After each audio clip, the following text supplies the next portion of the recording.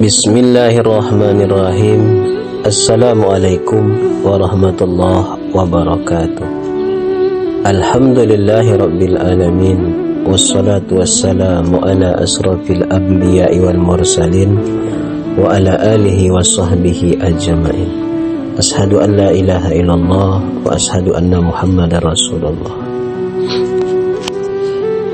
Tidak ada kata yang dapat membalas detak jantung, tetesan aliran darah masih mengalir, napas yang kita hirup, langkah kaki, ayunan tangan, melainkan ungkapan ucapan Alhamdulillah. Maka di bulan suci Ramadan ini kita mesti merenung sejenak, memuhasabah diri. At-tafakkur sa'a khairum min qiyamihi lailah. Sesungguhnya merenung sejenak itu lebih baik, lebih mulia daripada ibadah semalam suntuk. Maka di bulan suci Ramadan ini kita jadikan bulan suci Ramadan ini bulan terbaik dalam kehidupan. Bisa jadi ini bulan terakhir Ramadan di dalam kehidupan kita. Maka kita senantiasa mengisi dengan ibadah. Jangan sampai waktu kosong terlewat tanpa ibadah. Berselawat kita kepada Rasulullah dan melapaskan ucapan Allahumma salli ala Sayyidina Muhammad wa ala ali Sayyidina Muhammad. Bapak-bapak, ibu-ibu yang dimuliakan Allah Subhanahu wa ta'ala. Adapun tema kajian tazkirah kita pada malam hari ini ialah keistimewaan Al-Quran. Bulan Ramadan itu adalah bulan diturunkan Al-Quran. Sahru Ramadan allazi unzila fihi Al-Quran hudan linnasi wa bayyinatin minal huda wal furqan. Beberapa hari yang ditentukan itu ialah bulan Ramadan, bulan di dalamnya diturunkan Al-Quran. Al-Quran itu sebagai petunjuk bagi manusia dan penjelasan-penjelasan mengenai petunjuk itu dan pembeda antara hak dan yang batil. Al-Quran itu mukjizat Nabi Muhammad SAW, kalamullah yang diturunkan kepada Nabi Muhammad melalui perantara malaikat Jibril. Dan Al-Quran itu sebagai pedoman dalam kehidupan bagi hamba yang beriman. Zalikal kitabu la raiba fihi hudal lil muttaqin.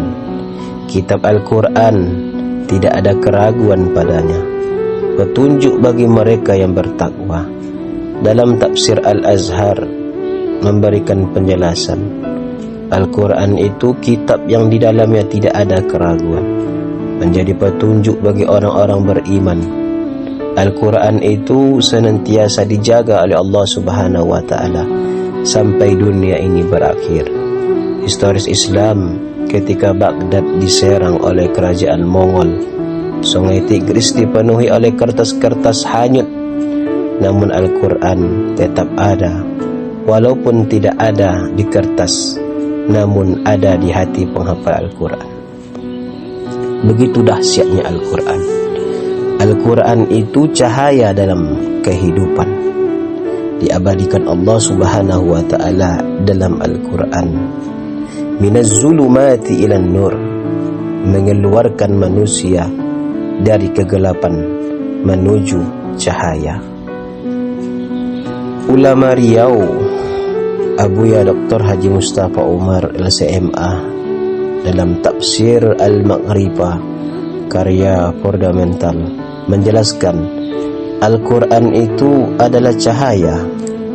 Makna Al-Quran sebagai cahaya, Al-Quran itu mengeluarkan manusia dari zaman Jahiliyah menuju zaman Islamiyah. Zaman Jahiliyah tertutup dari cahaya. Bagaimana zaman Jahiliyah dulu? Banyak orang menyembah berhala, minuman khamar merajalela, perjudian, anak perempuan yang lahir dibunuh, dan derajat perempuan direndahkan. Zaman itu dikenal dengan mental feodal. Siapa yang kuat, dia yang berkuasa.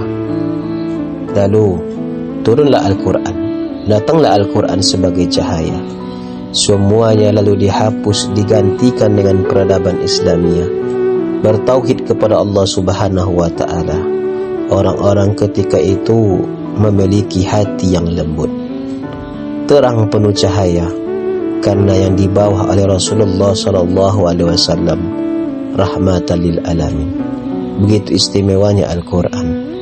Kalau bukan karena Rasulullah Sayyidul Awwalin wal Akhirin, kekasih Allah, tidak akan ada bulan suci Ramadan, dan Allah tidak akan menurunkan Al-Quran. Maka kita bersyukur, bahagia, dan giro dalam meningkatkan iman, karena kita termasuk umat Nabi Muhammad SAW. Di awal kenabian, Nabi Muhammad berdakwah tidak banyak menjadi pengikutnya, bahkan dakwah secara sembunyi-sembunyi. Hari ini ada kelebihan rezeki, laksanakanlah ibadah haji, ibadah umrah. Lihat betapa banyak umat di tanah suci Makkah Al-Mukarramah dan di Al-Madinah Al-Munawwarah. Tidak pernah sunyi betapa banyak umat Islam. Dahulu dakwah Nabi tidak ada yang menerima. Yang hari ini kita lihat, kita saksikan. Yang hari ini yang kita takuti, apakah kita diakui oleh Nabi Muhammad SAW sebagai umatnya. Oleh sebab itu, maka marilah kita berpegang teguh kepada Al-Quran dan menjadikan pedoman dalam kehidupan. Al-Quran itu dahsyat. Apa yang membuat dahsyat? Maka jawabannya adalah Al-Quran itu bisa dibaca oleh anak-anak, dan Al-Quran itu juga bisa dibaca oleh profesor. Sekarang kita balik. Apakah anak-anak bisa membaca karya profesor? Jawabannya tidak. Untuk membaca karya profesor, mesti melewati jenjang pendidikan hingga masuk ke perguruan tinggi universitas, dan diajarkan baru kita bisa membaca dan memahami karya profesor. Al-Quran itu ketika seseorang itu beriman, nanti Allah Subhanahu wa ta'ala bimbing sehingga dengan mudah dapat membaca Al-Quran. Contohnya, di waktu kecil sering sholat di masjid dan di musalla, kita mendengar bacaan surat Al-Fatihah, surat Al-Ikhlas, surat Al-Falaq dan surat An-Nas, dan Alhamdulillah tanpa membuka Al-Quran kita bisa menghafalnya. Al-Quran itu selalu ada dalam suka dan duka. Maka bapak-bapak, ibu-ibu yang dimuliakan Allah Subhanahu wa ta'ala, Al-Quran itu selalu hadir dalam kehidupan kita. Ketika bahagia, Al-Quran ada.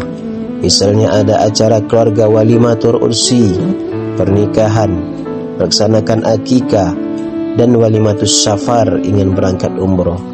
Dalam keadaan bahagia pun Al-Quran ada dalam kehidupan kita. Buktinya apa? Kita undang keluarga, jiran, tetangga untuk membaca surat Al-Fatihah, surat Yasin, dan berdoa kepada Allah Subhanahu wa ta'ala agar turun keberkahan dalam kehidupan kita. Dalam keadaan sedih sekalipun, Al-Quran itu selalu ada.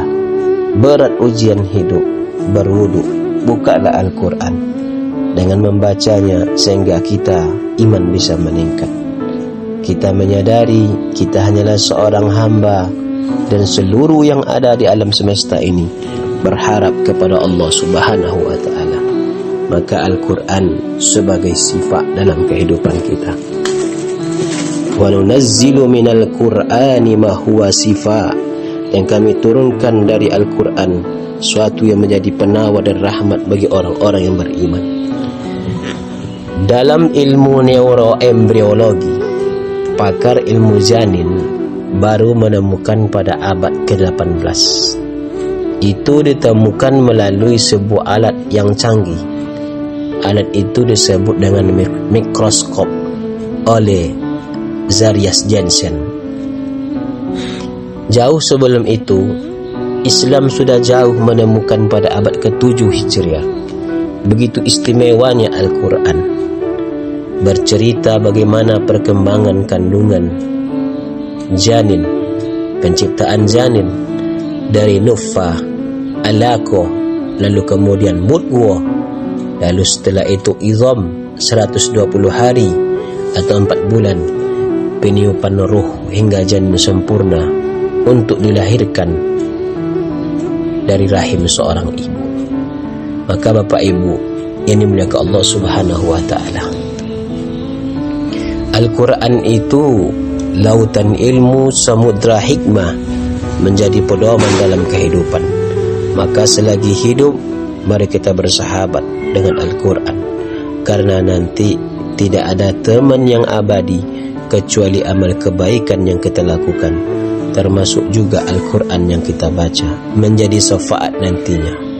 Oleh sebab itu maka ada tingkatan manusia dengan Al-Quran. Yang pertama, tilawatil Quran. Ada seorang hamba membaca Al-Quran. Kita lanjut ke level kedua, tahfiz, menghafal Al-Quran. Kita lanjut ke level ketiga, memahami Al-Quran, disebut dengan takim. Kita lanjut ke level keempat, tadabbur bil Quran, mempelajari hukum-hukum, perintah-perintah, larangan-larangan, hakikat dan hikmah dari Al-Quran.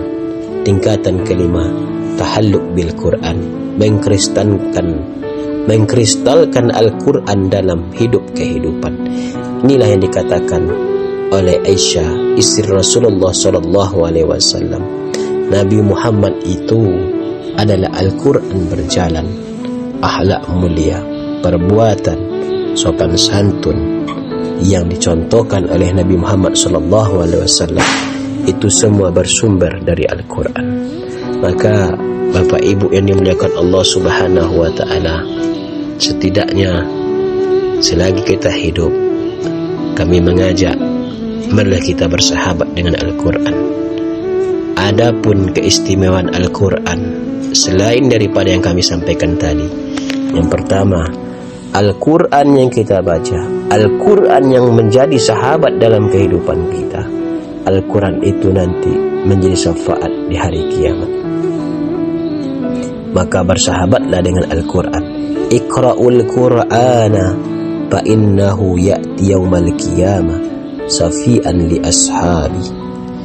Bacalah Al-Quran, karena pada hari kiamat, hari akhir, ia akan datang sebagai syafaat untuk para pembacanya. Bulan Ramadan, kesempatan mutiara hikmah bagi kita untuk dekat dengan Al-Quran. Yang kedua, keistimewaan Al-Quran adalah sebaik-baik manusia, kata Rasulullah SAW, khairukum man ta'allama Al-Quran wa 'allama. Sebaik-baik manusia, kata Rasulullah SAW, mempelajari Al-Quran dan mengajarkannya. Maka setidaknya kita menjadi guru mengeluarkan ruh cahaya, mengeluarkan dari kegelapan menuju terang menerang. Itulah sebagai guru. Kalau sempat kita menjadi guru bagi istri kita, kalau sempat kita menjadi guru bagi anak kita, kita ajarkan mereka Al-Quran. Pandai mereka nanti membaca surah Al-Fatihah. Itulah nanti yang akan sampai, yang akan menolong ketika kita tiada di atas dunia ini. Berikutnya, Al-Quran keistimewaannya ialah menjadi pedoman dalam kehidupan. Tidak ada ilmu di atas muka bumi ini yang tidak terlepas dari Al-Quran. Maka pelajarilah Al-Quran, bacalah Al-Quran, dan amalkanlah dalam kehidupan kita sehari-hari. Yang terakhir, Al-Quran sebagai ilmu pengetahuan dalam kehidupan. Maka bapak-bapak, ibu-ibu yang dimuliakan Allah Subhanahu wa taala, Al-Quran sebagai cahaya dalam kehidupan. Namun jangan lupa, Al-Quran sumber ilmu pengetahuan dalam kehidupan. Ilmu astronomi, ilmu embriologi, ilmu sosial, ilmu politik, ilmu ekonomi, itu tidak terlepas dari Al-Quran. Kalau kita jadikan Al-Quran sebagai imam, kalau kita jadikan Al-Quran sebagai pedoman dalam kehidupan, insya Allah hidup kita akan bahagia. Bahagia hidup di dunia, bahagia hidup di akhirat. Semoga bulan Ramadan memperkokoh hati kita, memperkuat jiwa kita, dan memberikan ruang pada kita lebih dekat pada Al-Quran, bersahabat dengan Al-Quran. Semoga bermanfaat, menjadi bekal wasilah dalam kehidupan. Wassalamualaikum warahmatullahi wabarakatuh.